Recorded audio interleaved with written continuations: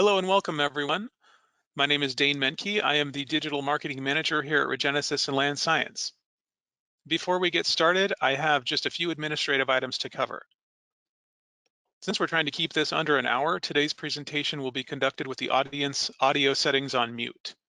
This will minimize unwanted background noise from the large number of participants joining us today. If the webinar or audio quality degrades, please try refreshing your browser. If that does not fix the issue, please disconnect and repeat the original login steps to rejoin the webcast. If you have a question, we encourage you to ask it using the question feature located on the webinar panel. We'll collect your questions and do our best to answer them at the end of the presentation. If we don't address your question within the time permitting, we'll make an effort to follow up with you after the webinar. We are recording this webinar, and a link to the recording will be emailed to you once it is available. In order to continue to sponsor events that are of value and worthy of your time, we will be sending out a brief survey following the webinar to get your feedback. Today's presentation will discuss analytical tools to promote CVOC and PFAS plume stability. With that, I'd like to introduce our presenters for today. We're pleased to have with us Matt Burns, VP and Technical Director of Earth and Environment Practice for WSP. Matt Burns is a chemical and microbial process expert with a focus on in situ remediation. He is a frequent author and lecturer on innovative investigation and remediation techniques to address metals, petroleum hydrocarbons, chlorinated VOCs, and emerging contaminants such as PFAS. He is a co-author on the PFAS Experts Symposium, Statements on Regulatory Policy, Toxicology, Transport, Fate, and Remediation for PFAS Contamination Issues. We're also pleased to have with us today Joe Ricker, Senior Technical Principal at WSP. For more than 27 years, Joe Ricker has helped clients optimize a wide range of remediation solutions associated with past and present environmental liabilities under various regulatory programs in the US and globally. He is the lead developer of environmental data evaluation techniques known as groundwater plume analytics services. He also authored the Ricker method, plume stability analysis in 2008, and has subsequently developed or co-developed additional patented plume analytics tools known as remediation system benefit analysis, or RSBA, spatial change indicator, and well sufficiency analysis. We're also pleased to have with us today Maureen Dooley, Vice President Industrial Sector at REGENESIS. Maureen has over 25 years of experience in many aspects of the remediation industry, including project management, research and development, senior technical oversight, remedial design, and laboratory management. In her current role at REGENESIS, she provides technical leadership for complex soil and groundwater remediation projects, including PFAS groundwater contamination treatment, throughout North America, as well as remediation design, strategy, and business development. All right, that concludes our introduction. So now I will hand things over to Joe Ricker to get us started. Okay, great. Thank you, Dane. I appreciate the intro there. So I'm going to take the first part of this and talk about plume analytics and how they apply to natural attenuation. So I'm going to jump into this here. So we use the term analytics, the idea being that we're taking complex data and distilling it in a way that we can communicate insights. So that's really what the idea of groundwater plume analytics is. And so, as Dane mentioned, there are several tools that we use in our line of work, but the primary one that I'm only going to discuss today is going to be the Ricker method plume stability analysis and how it applies to natural attenuation. So, as we all know, with MNA, natural attenuation, we really want to show stability from a standpoint of that first line of evidence. Is a groundwater plume stable or shrinking? And so the Ricker method was designed to do that. So with the Ricker method, it's more of a control volume approach, looking at a plume as a whole, stepping away from a well-by-well trend analysis and looking at a plume in metrics such as area, average concentration, mass, and center of mass. And so using those tools to understand behavior of a plume can go a long way towards demonstrating natural attenuation. So I will show two different project examples, one for petroleum hydrocarbons and then one for chlorinated solvents, and the nuances with chlorinated data with parent-daughter sequences, things of that nature. So I'll talk about those momentarily. So the Ricker method was published. This is in the public domain. A lot of people use it. It's freely available. but what you'll see is everything, coming out of the Ricker method analysis for 2 sites. So rather than explaining it, I'll show it to you. So the Ricker method starts off with an isopleth map. You can see that here. So this site that we're looking at is a bulk terminal site. It's in California, and different colored wells are because they're 2 different terminals with 1 commingled plume here. So as I said, the Ricker method looks at these metrics on the bottom. You see area, average concentration, and mass, or mass indicator. The yellow cross in the middle is the center of mass. So we do this for every single event where there's data available. So notice the date here is 1994. And so we're going to look at this for every event. So when I put this in motion, you can see it's really an empirical analysis of existing data. So you can see the behavior over time. You notice several wells come in. These black wells come in eventually. This is actually a 3rd site, so it's really one large commingled plume. You can see the center mass how it's tracking through time. You'll notice a lot of the gray wells come in. These are all different remediation wells. And so there are 4 different remediation systems that were installed over time at this particular site. And then, you can see where it was in 2019 when this analysis ended. So I just showed you pretty much 25 years of remediation in 30 seconds. And that's the idea of the Ricker method, is to let you see the plume behavior, and then using the data, these metrics on the bottom, using those to demonstrate stability or demonstrate that we can move to a MNA or some other remedy away from these active systems. And I'll talk more about that in a second. So what we do is we can then trend these metrics and more of an objective analysis. So on the top, you'll see the area data plotted, and you can see there was an expansion in 2001, and then remediation at this site started in 2003. And from that period of time, we trend the data. And you can see over here, we're using Mankindle and regression, just 2 trend tests is all those are. And then you can see decreasing trend is the outcome with very high statistical confidence. Same thing with the average concentration in the middle, very strong decreasing trend. Same thing on the mass indicator on the bottom. You can see it was pretty stable for several years. Once remediation started, it took it down to this point, and then several of those systems were turned off, and then natural attenuation took over at that point. So this is, again, high level what the Ricker method does. It's looking at plume data to demonstrate the behavior of the plume. So the next thing we can look at is the center of mass behavior. So for the center of mass, we post all the centers of mass on a single graphic. And at this site, groundwater flow is to the west. And you can see the centers of mass here. The darker colors are the earlier data. The lighter colors are the more recent data. And you can just track it visually here. The general migration of the center of mass is pretty strongly to the east. Now at this site, groundwater flow is to the west, so this is a very strong up gradient shift in the center of mass. Again, another measure or evaluation of stability. This chart on the right is just tracking the vector movement. So if you can imagine center of mass at one location, at the next event, it's at a new location, connect those 2 with an arrow, mathematically that's a vector, which is just quantity having direction and magnitude. So that's it. And we can plot those vector movements, and you can see a lot of scatter, which actually is a picture of stability. If a plume was, say, growing, you might expect a lot of those vectors to line up in the same quadrant, indicating it's always going in the same direction. We don't see that here. It's actually very stable. What it is, it's a lot of random back and forth movement with a net migration to the east. So again, a very strong picture of stability for this particular plume.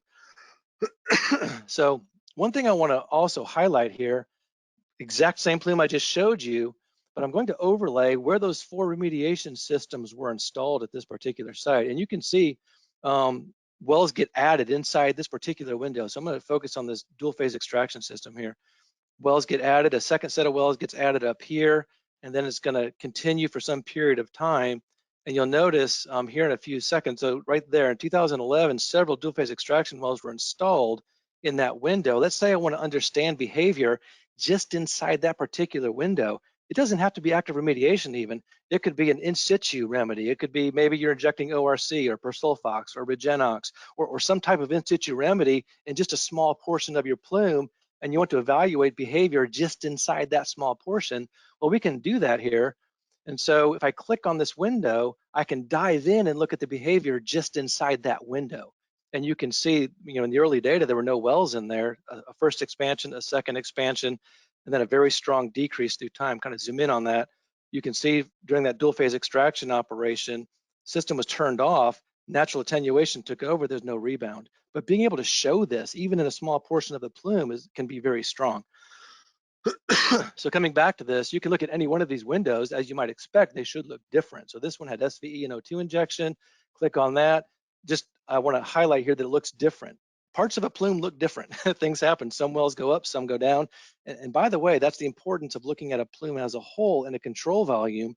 You know, you might have decreasing trends in one well, maybe it's degrading to another compound that's increasing in another well. It's very difficult on a well by well basis to sort that out, but in a control volume plume wide, you really get a sense of the overall behavior of contaminants. So again, I'll click on these just very quickly. You can see different parts of the plume, different remedial strategies, different behavior, but all leading to you can evaluate progress inside those different windows or plume as a whole. So that's everything I want to show you for that particular site. What I want to do is focus the remainder part of my time here on MNA for chlorinated solvent sites. So to do that, I'm going to show a case study from the ChemDyne Superfund site in Hamilton, Ohio. So for this site, very large site, had chloroethanes, chloroethenes, chlorobenzenes, chloromethanes, petroleum, just a very big mix, a big recycling facility, lots of just, you know, little drums. You guys are the old classic Superfund site. Has been pumping for 28 years. It was turned off in 2015 and transitioned to MNA. And I want to walk through the nuances of doing that. It was a very cumbersome process almost. So what I'm showing you, just early data. This is the site on the bottom. You can see a very large plume. It extends into the neighborhood. This is the Miami River out here. The plume goes out in there. These red wells are all extraction wells. They all come in 1987, have been pumping for many, many, many years. And I'm showing you again, you know, 28 years of data in about 30 seconds. It'll get to the end. I've stopped it at June of 2015. That's when the system was turned off, and we did a pilot test to see if MNA was working.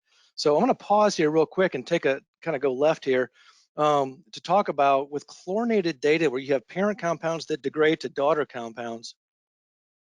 You know, it's important to look at those data on a molar basis. So I just want to just do a quick molar primer here why we do that. And I know most folks on this call understand this. It is nice to have this as an understanding. So in a theoretical sense, when you have, I'm going to use chloroethenes. So PCE, the dark red, it degrades, it creates trichloroethene, right? We've all seen this. And when it degrades, the total mass concentration decreases right away. Same exact data on a molar basis, nothing happens here. It's flat, and that's because, you know, when one molecule of PCE degrades, it creates one molecule of TCE. The number of molecules doesn't change, right? It's just converting from one to another until eventually that last daughter compound degrades to benign end products. And so we want to be on this part of the curve. So going to dive into that a little bit more.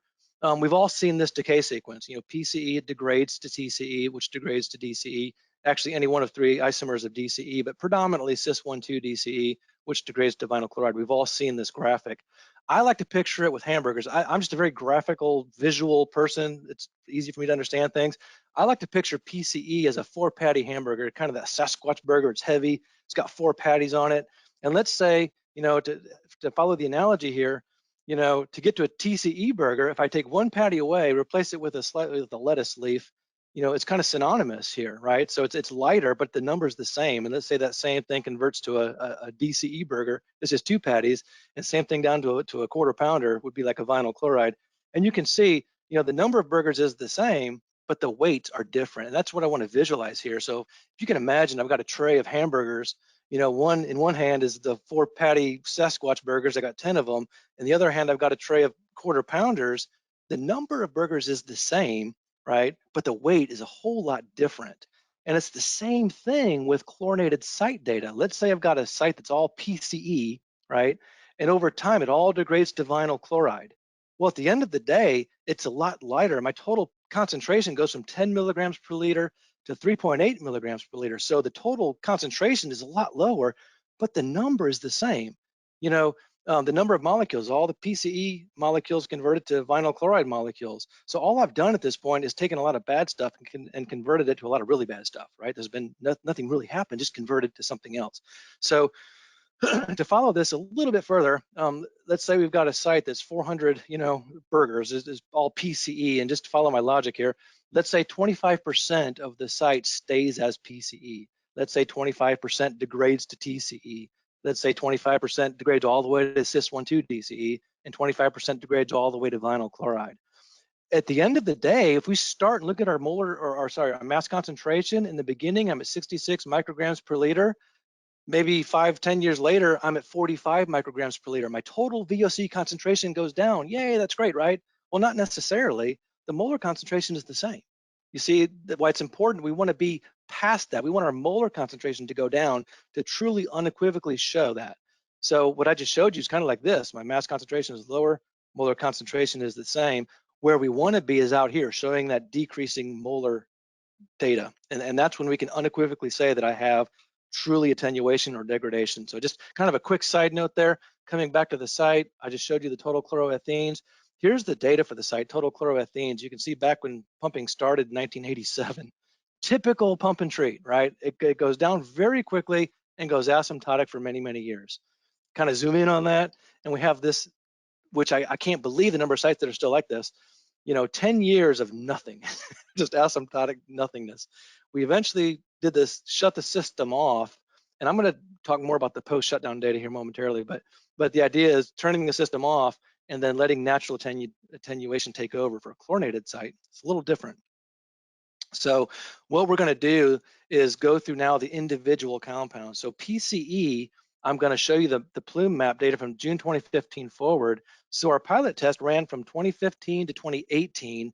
I've got data through 2020. So just to give you a sense of what's going on. So when I plot the data, this is the Ricker method analysis, right? So I've got the area on the top, average concentration, mass on the bottom. We waited 6 months to start trending because, as typical with pump and treat sites, when you turn that off, you have a lot of that redistribution of the mass, and a lot of times it goes up. You get the classic rebound. And so we're going to start our trends from a later point, and you can see trending all the way through. I'm going to highlight our pilot test period. Even during the pilot test, PCE is a really strong decrease. So it is clearly decreasing under a natural setting, right? So we can assume that a lot of that degradation is most likely creating TCE as it degrades. So let's see how the TCE plume is behaving next. So I'm going to go through these pretty quick. Here's the TCE plume data. Now we're back to just regular, it's one constituent, so we're micrograms per liter in pounds. Looking at the behavior for TCE, again, looking at the behavior on the mass down here during the pilot test, TCE also pretty strong decrease in the TCE plume data. And so now we know the TCE could also degrade to cis-1,2 DCE. So again, just kind of following the sequence here, I'm going to plot the cis-1,2 DCE data. Note we're taking it down to 5 parts per billion on the boundary, just to get an apples to apples. I'm looking for behavior here. I've highlighted where the MCL is for cis-1,2 DCE. But again, looking at the behavior for the cis data, moving into the trends. Now look at this.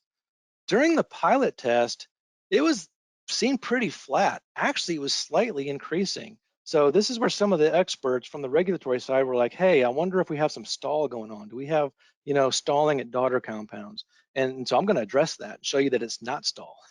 So in fact, we go past this and look at vinyl chloride, same thing, do we have any vinyl chloride degradation or attenuation? Play to the end, come to the data. During our pilot test, notice during the pilot test, it was actually increasing. So we have a pretty good increase of vinyl chloride. So again, are we stalling out at our daughter compounds here, which is a very important aspect of demonstrating natural attenuation. We want, or even any type of ISCO remedy, right? Any type of in situ remedy, we want to show that we're not stalled out. We're having full attenuation all the way through to our benign end products. And so to evaluate that, we're going to dive in a little bit deeper. We don't always do this, but it's nice to kind of dive into the data here. Here are the predominant compounds. I'm going to focus on this part of the plume, which is the 98% of the mass is right here. It's just 5 wells. So look at MW15, clearly the highest concentration well. These data are all presented on the same scale. So you can see the scale of MW15 compared to these other compounds. When I look at MW15, I'll click on this and kind of zoom in on it. You can see at shutdown, not a lot of change post-shutdown. PCE goes up a little bit, but then it's decreasing pretty substantially in that well. And look at the cis-1,2 DCE data. It's only slightly increasing over that period. I've also added molar fractions on the bottom within that well. And so when we have degrading compounds, we expect to see the fraction of parents go down as the fraction of daughters goes up. This is just supplemental, nice to see. Notice the pattern here. PCE fraction is going down, so is the TCE fraction. The fraction of DC is going up, so is the fraction of vinyl chloride. So we probably have some pretty good degradation going on here. So I'm going to jump over to SC7 and look at this. Turn the system off, lots of rebound. It's mostly PCE. It comes up, but then it also immediately starts to decrease. The cis DCE only slightly decreases and a much more muted signature on the bottom. So what I'll do now is look at these 3 down gradient wells that would be, if something was happening, it would show up in these down gradient wells, because groundwater flow is to the top of the page and to the right, kind of out in this area is where the groundwater flow is going. Click on this SC6 and look at this. It was all DCE. Turn the system off and boom, whole lot of PCE comes in. And look at this. That's a huge increasing trend of cis12 DCE. It almost looks like a perfect conversion. Look at the bottom, the molar fractions. PC is going down, DC is going up strongly. This looks like a lot of mass came in and it's now converting over. And so I'm gonna hit these pretty quick. Look at SC3. The only thing, this is down gradient. PCE doesn't really change in that well. We have this huge influx of DCE. This is why it's important. If this is a well by well basis, I'd be like, oh my gosh, that well is increasing. Well, in fact, it's probably DCE that's being generated somewhere up gradient, right? And it's showing up here. Lots of DCE increase, and we see the same picture on this MW31. PCE doesn't really change, DCE goes up, really strong picture of that. So the question is it DCE stall? We're generating a bunch of DCE out there. And to do this, what I want to do is I'm going to take another side trip here to do another analogy, because again, I'm visual. I like to do this because it applies perfectly, I think, to chlorinated data. So for this example, this analogy, we're going to use a classic tanks example. Mass balance on a control volume is all this is. Don't get too excited. It's pretty straightforward stuff. These are 2 fundamental equations that would apply to doing a mass balance on any control volume. Very fundamental things. So to illustrate this, let's say I've got a tank that has 2 gallons of water in it. Real easy, okay? This is easy math. Start value, there's 2 gallons in it. Let's say over time, I add or I bring in 10 gallons to it, so my total is now 12, okay? Follow my logic here. Sometime later, I walk away and I come back and all of a sudden it's down to 5. Uh-oh. Can I solve for the output? How much left the tank? Well, we can know intuitively, right, that it started with 10, I added 2, it ended at 5, so it's 12 minus 5, it's got to be 7. Intuitively, I can see that it's 7, but can I get to that same answer using these equations? So using those equations, my accumulation is my final value minus my start value. I ended at 5, I started at 2, my accumulation is 3. So what my output was my input minus my accumulation. So 10 minus 3 is 7. I get to the same answer. I can apply this, guys, to PCE degradation.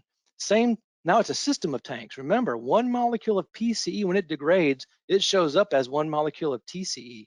When 1 molecule of TCE degrades, it shows up as a DCE molecule. If I can tie these all together and get a sense of what's really going on, it'll go a long ways towards demonstrating natural attenuation of these chlorinated sites. And so I'm gonna go a little closer to reality here. We're gonna end with the ChemDyn here momentarily, but again, theoretically, I've got a site, let's say it's PCE, we do the Ricker method analysis or a Plume-wide, control volume analysis, I can calculate the mass of the plume.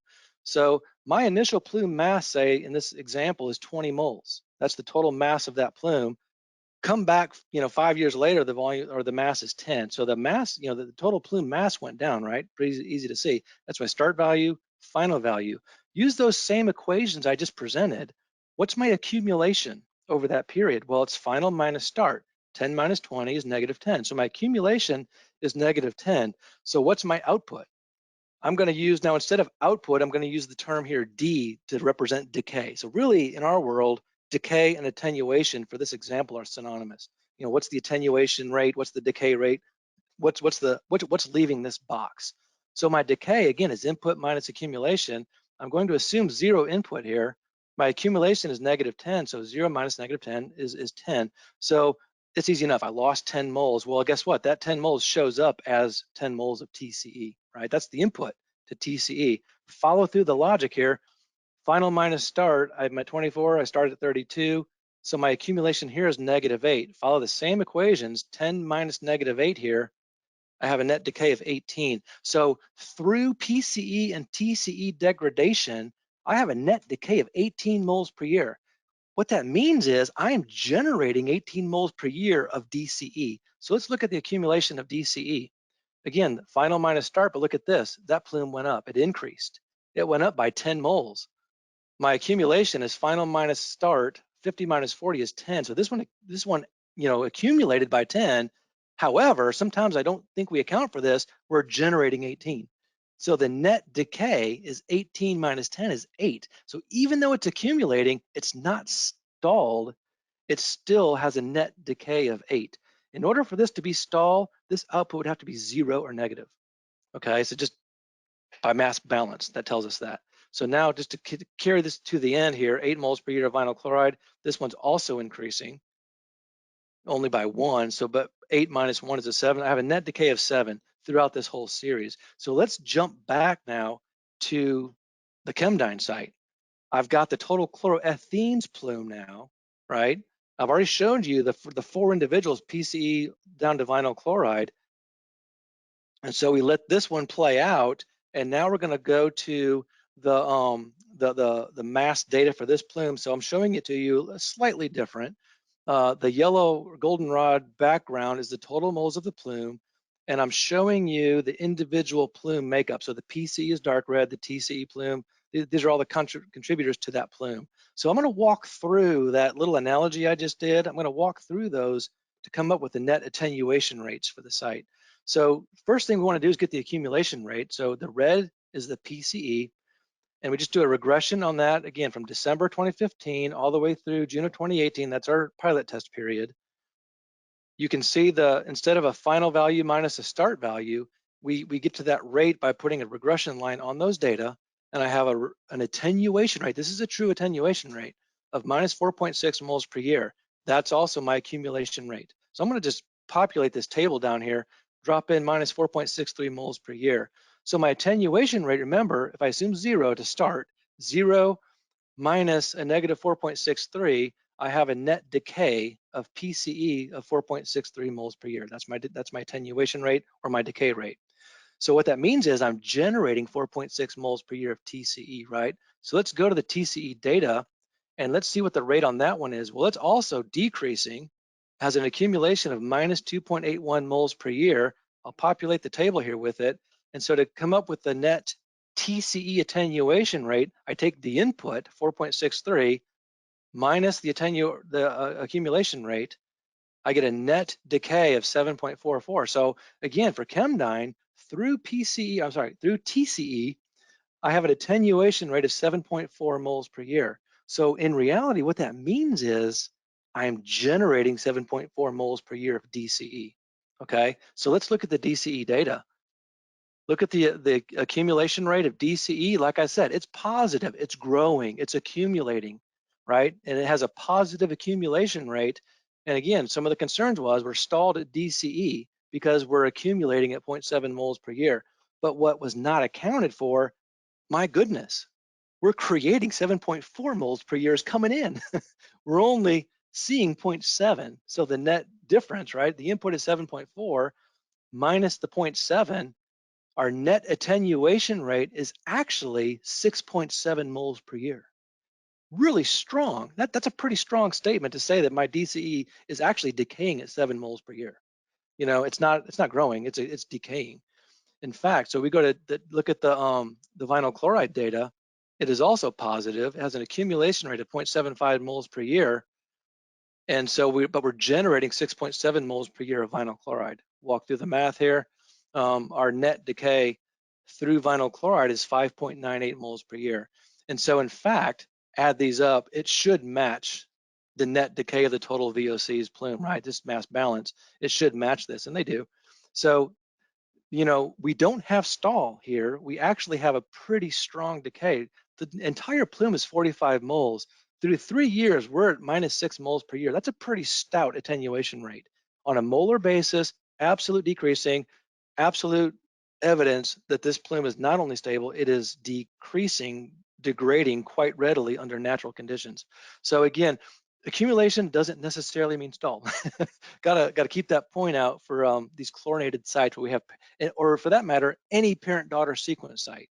And so one last slide here, just or two, next to last, pretty high level. I'm showing you the data 5 years prior to shutdown, the data 5 years post shutdown. Two key observations. Total mass is decreasing. Total molar mass is decreasing. That's that first line of evidence of natural attenuation. We want to show that the plume mass is decreasing very strongly here. And then for chlorinated data, we have the fraction of PCE parent compound is going down, the fraction of TCE is going down, the fraction of DCE is going up, the fraction of vinyl chloride is going up. This is a textbook reductive dechlorination signature, very strong analysis showing that we have degradation of chloroethanes. By the way, at this site, we did the same thing for chloroethanes and demonstrated very similar outcomes. Just don't have time to show it here. So at the end of the day, key takeaways, there was strong empirical evidence of reductive dechlorination to show that natural attenuation will work and was working, in fact, at this site. Another key takeaway here is although we observed accumulation of daughter compounds, there was still very significant net attenuation, okay? This led to an eventual permanent shutdown of that system, very costly, as you can all imagine. And then an eventual, finally, a year after that, approval of both US EPA and Ohio EPA of the MNA remedy. Just a quick picture here, 1984, lots of drums, same building in the background. Last year, we abandoned 151 monitoring wells at the site, complete removal. There's only 16 wells remaining at this site. Just a great way to demonstrate, show that natural attenuation can be done and you can do it using existing data. So what I'm going to do is I'm going to transition now to Matt Burns, who will take some of the principles of natural attenuation, whole plume analysis, and how some of those principles might apply to, say, even a PFAS site. So I'm going to turn it over to you, Matt. Thank you. Hey, thanks, Joe. My name's Matt Burns. I'm Technical Director of the U.S. Environment Practice, and I'm also an engineer by training, and I specialize in biogeochemistry and engineering of subsurface conditions to clean up sites. So following up on Joe's Plume analytic presentation, I thought you would all be interested in, probably all thinking, does this apply to PFAS? So it's probably a good idea to take a few minutes and address that question. So over the past several years, I've been working with a group of PFAS experts organized by the Remediation Journal. We now have several articles in print. Hopefully you're aware of these articles. They're phenomenal. The latest article I co-authored was on available in situ remediation techniques. It came out in January. You can see the contributor list on the article cover. The names listed in the far left are a subset of the article co-authors that contributed to a recent webinar on the EPA low health advisories that were just issued and their impacts on available in situ technologies. Basically the impact on our January article. Now, as you would imagine, we did address MNA. So I'd like to give you a quick rundown on the available technologies for in situ dealing with PFAS and impacts of the health advisories, including MNA, of course. But please recognize that I've modified some of the content to better represent my own personal opinions. So I'll take all the negative heat you might see or think of as I run through this, but anything positive, please know that I'm sharing all that credit with my co-authors. Let's start by framing the EPA's recent actions with lifetime drinking water health advisories. On the right-hand side, I've plotted the old health advisories for PFOS and PFOA, 70 parts per trillion. It's the second red dot down from the top. The 2022 updated interim of PFAS and PFOA health advisories are plotted at the bottom of the scale. That is 20 and 4 parts per quadrillion, respectively. Initially I tried to plot these on a linear scale to be more dramatic, but wouldn't fit in the screen. So definitely note it's a logarithmic scale. The other 2022 health advisories the EPA issued were for Gen X, diamyl acid, at 10 parts per trillion, and 2 parts per billion for PFBS. Both of these are final health advisories. The PFOA and the PFOS are revised interim advisories, or revised interim advisories. The green dot is there for comparison, 5 parts per billion. The MCL for TCE and benzene is 5 parts per billion. My first and most important take related to the new health advisories is don't get too worked up about how low these are. They are not enforceable. Picograms per liter is not measurable, nor is it likely achievable with current standards. Current technologies. I take the health advisories to indicate a downward pressure on all enforceable criteria that the EPA plans on developing across multiple programs. Basically, lower health advisories are likely to lead to lower enforceable criteria. The EPA is scheduled to release proposed MCLs for PFOA and PFOS by the end of the year. Best guesses of what these will be is probably the single parts per trillion levels, consistent with the detection limits for EPA drinking water analytical methods and the revised RSLs for tap water that were released in May. This enforceable standard assumption, in that single part per trillion range, in the between 1 and 10 somewhere, probably a 4-ish, 5-ish for PFOA. It frames the balance of the discussion, for specific remediation technologies. I'm not going to discuss the specific remediation technologies and even pretend that you can get down to health advisory levels.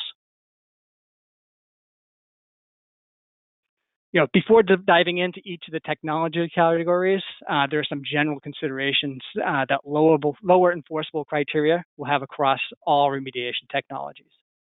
First, the plumes are going to get larger, and so will the cleanup costs. A couple larger plumes with a lack of cost-effective treatment options, and it gets a bit ugly, confusing. Something has to give.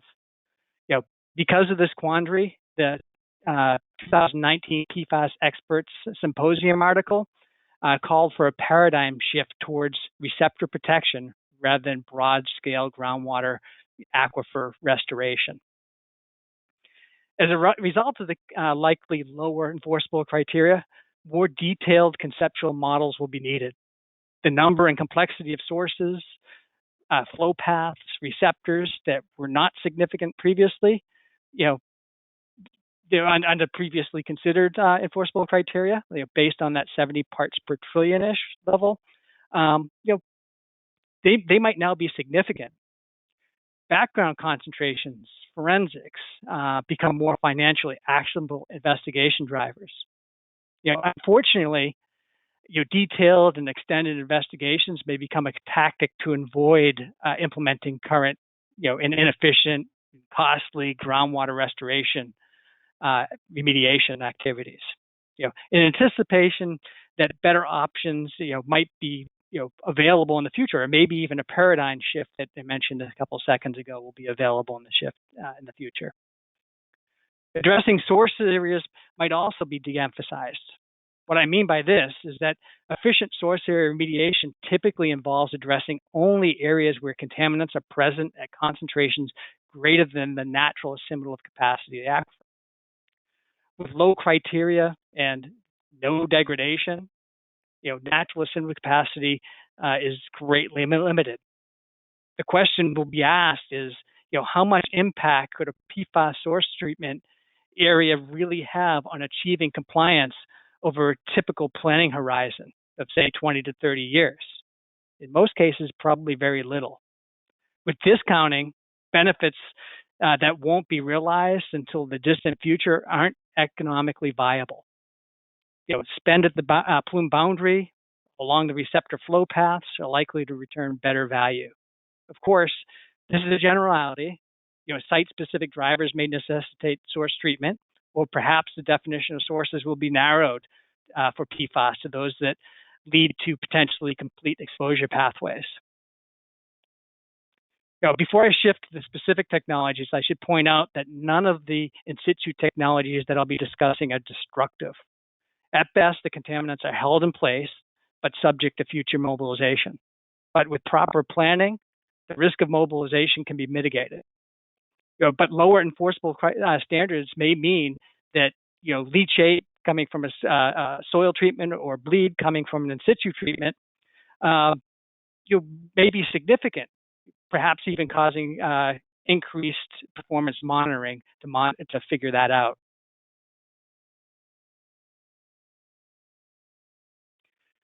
So let's get into some of these technologies. So in situ stabilization and solidification is a developing technology, but widely available. Published stabilization data are very limited, but promising. Most studies were run with analytical limits appropriate for higher compliance criteria, which is unfortunate. So the performance to likely enforcement standards is probably possible, but it hasn't been verified by the suite of publications that are in literature right now. Data does show that solidification, with Portland cement only, is less effective than stabilization technologies. So with lower enforceable criteria, we're probably likely to see a decline in solidification projects. I touched on the potential for deprioritizing source zone treatments a couple slides ago, but if reducing mass flux is a site-specific priority, then stabilization remains a very viable approach, albeit with reevaluation of dosing and mixing and even potentially putting an impermeable cap on to respond to the lower limits.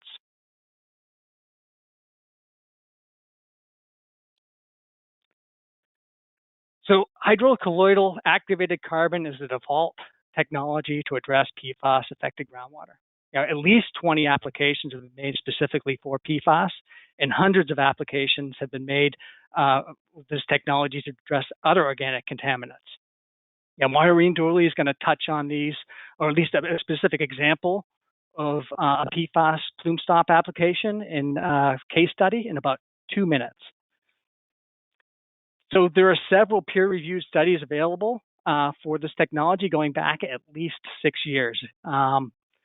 Functionally, concerns are there. They haven't been fully answered.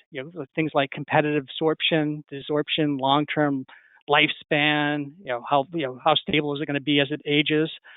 They're actively being studied by a bunch of different researchers. You look for a publication from Jeremy Bernstengel on competitive exclusion very soon. There are also some laboratory and pilot scale field studies of other in situ alternatives of additional types of amendments such as ion exchange or in biochar. These amendments may or may not provide some advantages of addressing low compliance criteria, but they're far from being vetted. Colloidal activated carbon is potentially viable across a wide range of applications. Exposure pathway disruption, source area mass flux, groundwater to surface water mass flux and mass discharge zones, and even wider applications are technically feasible, but probably not economically viable. To address uncertainties related to lower enforceable criteria, such as competitive absorption, bleed through, more conservative and more costly protocols might be needed, such as defining mass flux zones with more accuracy and precision. Higher amendment dosing and more robust delivery protocols to increase distribution efficiency may also be needed. Combining with the MNA or even enhanced MNA is another potential way to hedge direct treatment as well.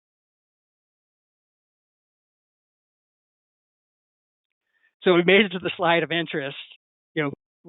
Ultimately, the MNA is going to be used to address PFAS. The increasing size and number of plumes commensurate with the lower enforceable standards. So we're going to get a lot more plumes and a lot bigger as the standard decreases. It'll cast a wider net.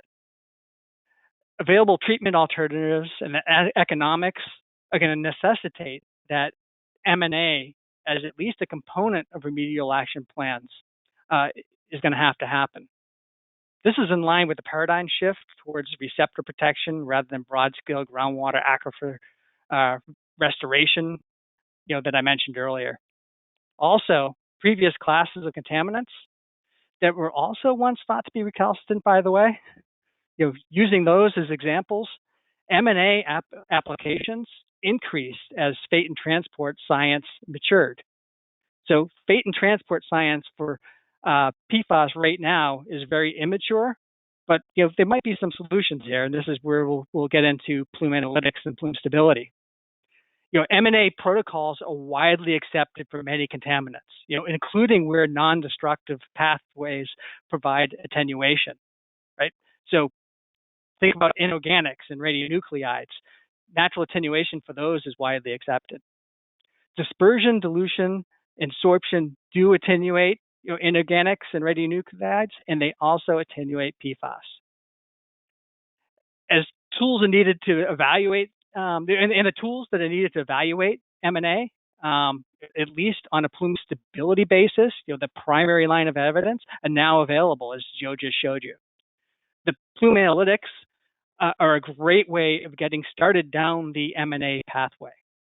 We have a couple of sites where we're evaluating PFAS data using Plume Analytics right now. We hope to be able to present that information shortly. And significant research on PFAS fate and transport is also ongoing. This was going to allow a science-based, multiple lines of approach, multiple lines of evidence approach to evaluating PFAS M&A, similar to evaluation of M&A for other contaminants. Chuck Knowles co-authored a paper recently. Check that one out. It's on some natural attenuation pathways, and he defines a little bit of his thoughts on it and maybe how to quantify. And there's also an ESTCP project that David Adamson is working on.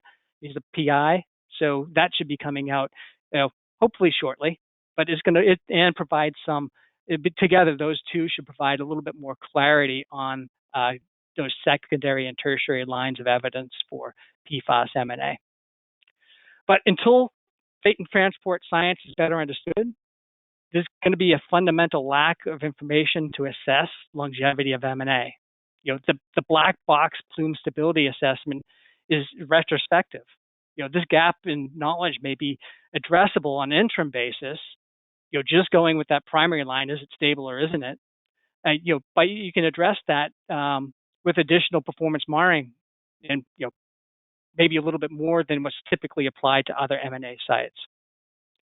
Further, pathway consideration, better CSMs, as we've discussed, will be fundamental to M&A, especially as robust CSM information on appropriate M&A performance monitoring in sentinel well locations. So if you're not looking in the right place, you might not see if you're getting the correct amount of performance. So with that, I'll just leave this up here. I'm not going to read it to you. These are kind of the net takeaways. And Maureen will join now and present a case study with PFAS treatment using PlumeStop. Well, thank you, Joe and Matt. I really, really appreciate the in-depth discussion of M&A and the tools. And Joe, honestly, I am trying to think of sites that I can apply your methodology to. I really, really appreciate the visualization that you use, and also the complexity with some of these chlorinated solvent sites. I think you described that really, really quite well. And with Matt, I concur completely on your assessment of the impact of the health advisories and this paradigm shift. I mean, the idea of extracting every molecule of PFAS compounds out of the ground to put them who knows where. I really think that moving forward, we really are looking at risk management, and that's really, honestly, the only feasible way to address this issue moving forward. So what I want to do briefly is I want to talk about tools. I want to stay on the topic of tools. This is what has been a part of this seminar and this webinar. And I want to talk about the tools that we use at REGENESIS to assess carbon sorption and how we can use that to enhance contaminant reduction. With our ability to try to look at being predictable and to then have the confidence that we can meet site objectives.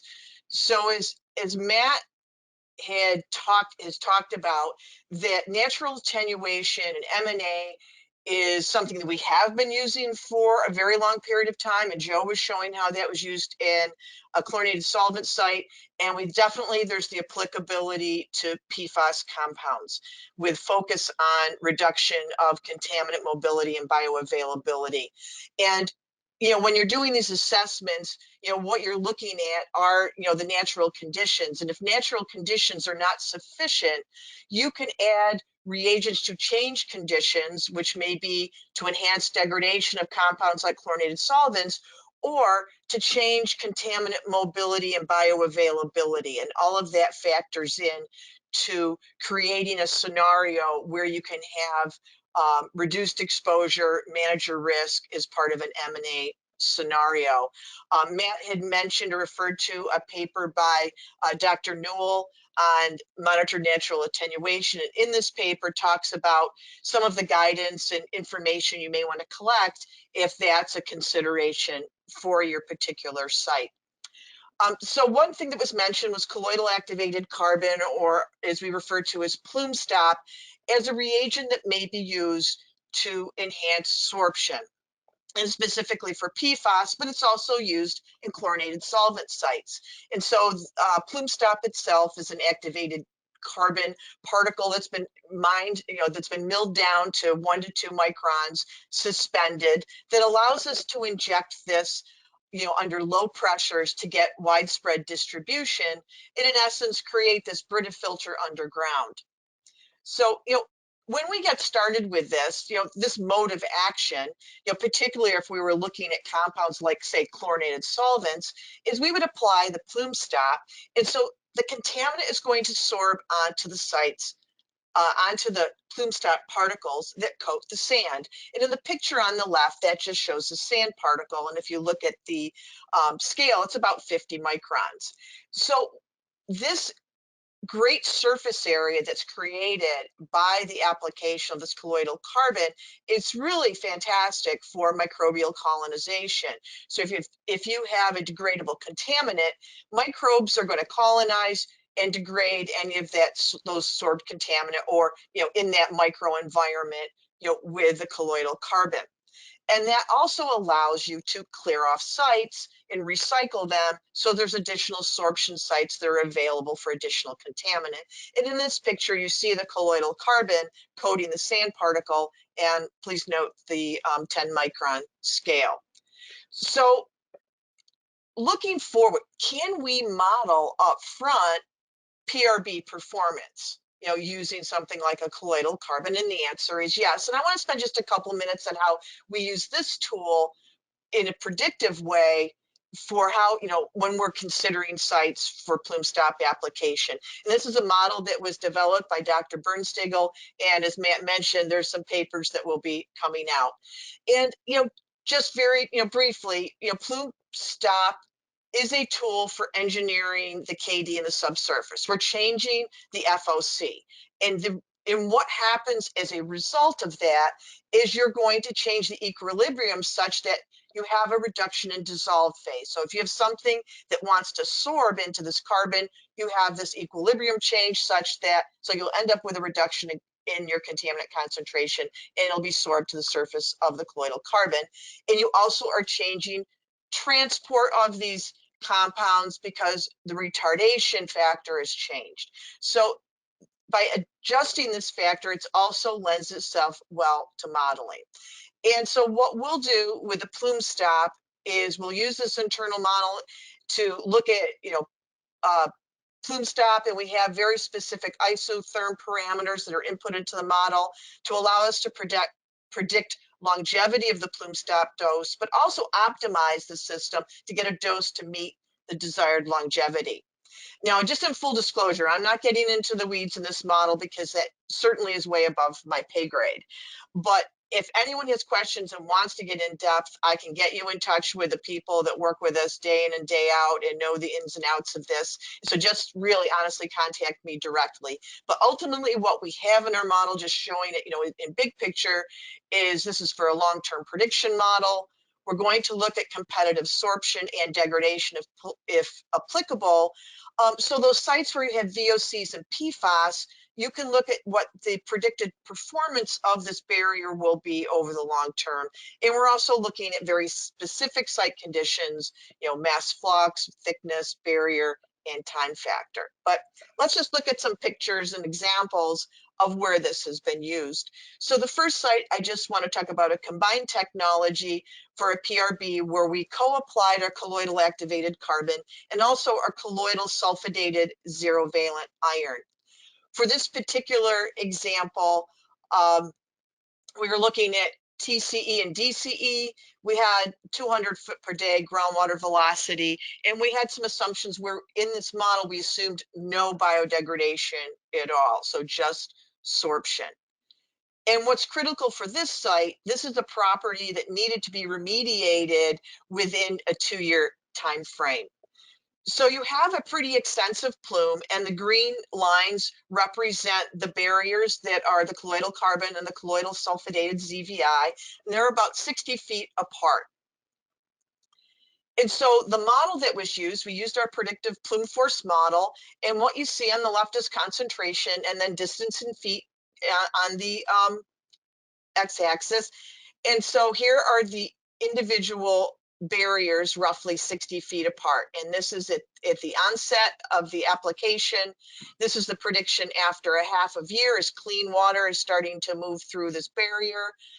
And then after 1 year, and then after a year and a half. So this is the time it takes for the clean water to come through and we start to see this reduction.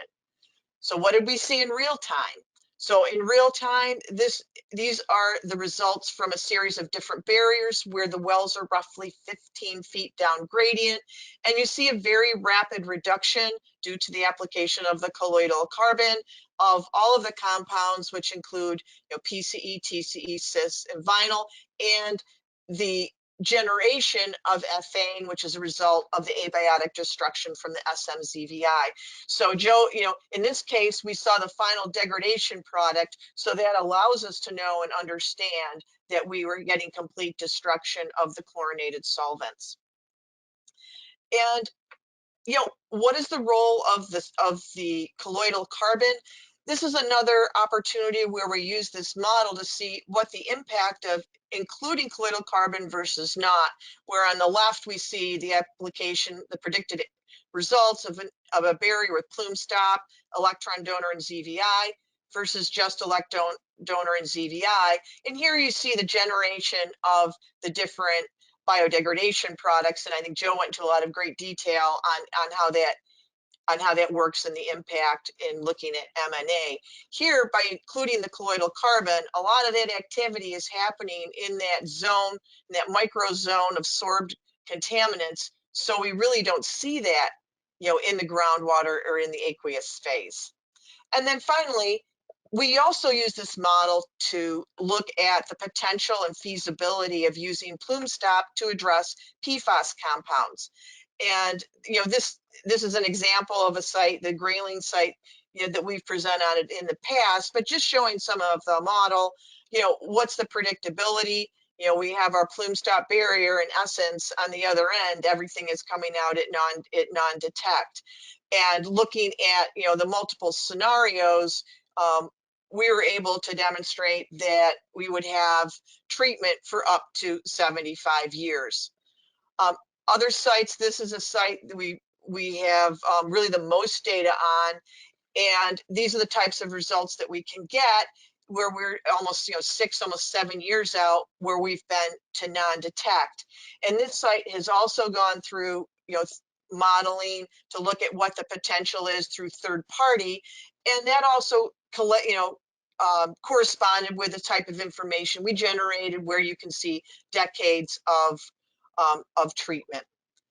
So really with that, why these tools are important, and I'd say on both sides, on the predictive side and also the type of information that both Joe and Matt were presenting, is that, you know, when you're moving forward into a project, and particularly for us, if we're looking at PFAS, it's important for us to really understand the feasibility and the predictability, because REGENESIS will offer a warranty on PFAS PRBs, and using tools like this allow us to be able to offer this type of warranty, and also the predictability of using a colloidal carbon allows us to do that as well.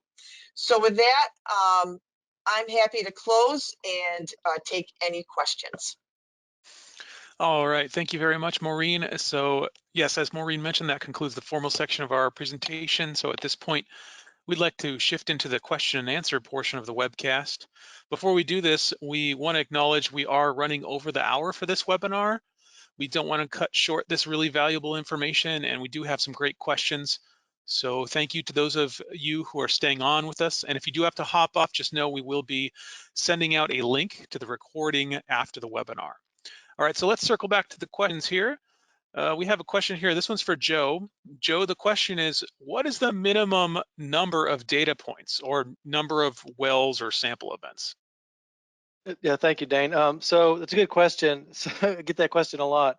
The way I like to think about it is, you know, if you have enough wells in a network to create an isopleth map, that's generally the number of wells you need. So the idea is using existing data, and if, in most cases for this type of analysis, I think Matt said this, it's all backward looking. So it's all data that exists already. So if there's enough data that you can, you know, pass the red face test, maybe, so to speak, you know, on a site, then that's most likely enough data, you know, as far as number of wells for the analysis. As far as number of sampling events, you know, we want to be able to establish a statistically significant trend. So, you know, I would say a minimum of 4 events.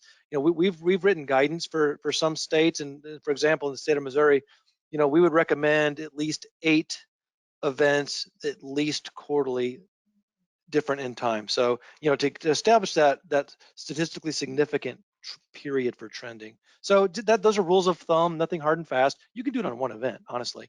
But you know, to get trends, you need, you know, temporal data. So I hope that answers the question. But yeah, you know, enough wells to create an isopleth map, you know, meaningfully, and then, you know, probably 4 to 8 events minimum to start getting the trend established. All right, thank you, Joe. So here's a question for Maureen. And Maureen, the question is, does the application of PlumeStop change groundwater flow rates?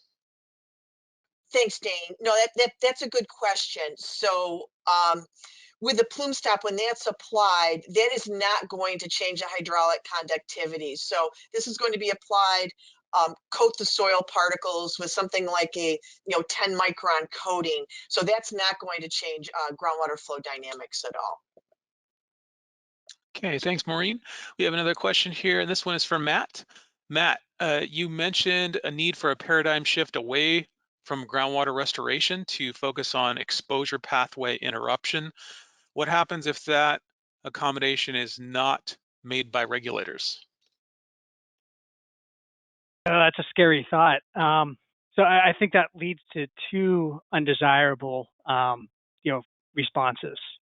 Slow tracked investigations, so they don't have to ever move into more costly remediation scenarios, like groundwater restoration remediation scenarios, or technical and practicability waivers. Those become very viable. You remember, technical and practicability waivers aren't free rides.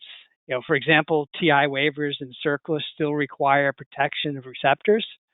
So maybe TI waiver process will be the pathway to a new paradigm. I hope not. And there's certainly enough guidance on implementing and assessing TI waivers.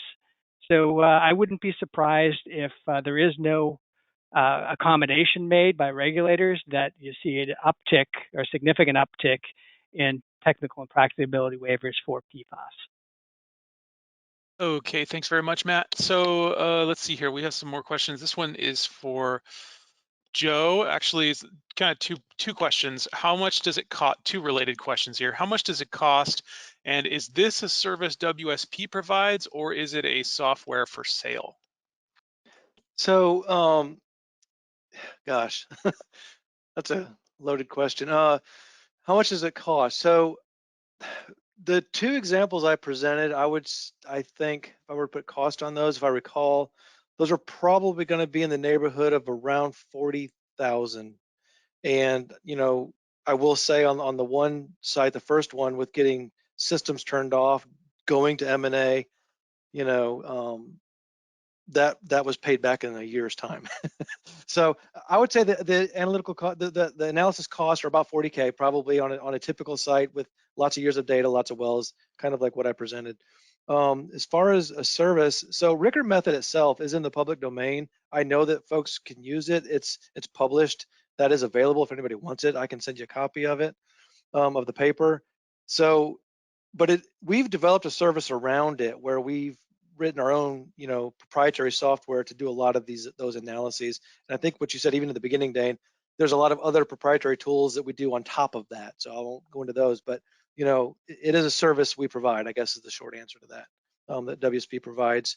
But like I said, Rickert method itself, it is something that anybody can use. But what I showed you was software that we developed to do it. All right, thank you very much, Joe. So we are out of time, and that's going to be the end of our chat questions. If we did not make it to your questions, someone will make an effort to follow up with you. If you'd like to learn more about services from WSP, you can visit WSP.com. If you'd like to learn more about remediation solutions from REGENESIS, please visit regenesis.com. Thanks again very much to our presenters, Matt Burns, Joe Ricker, and Maureen Dooley. And Thank you. thanks to everyone who could join us. Have a great day.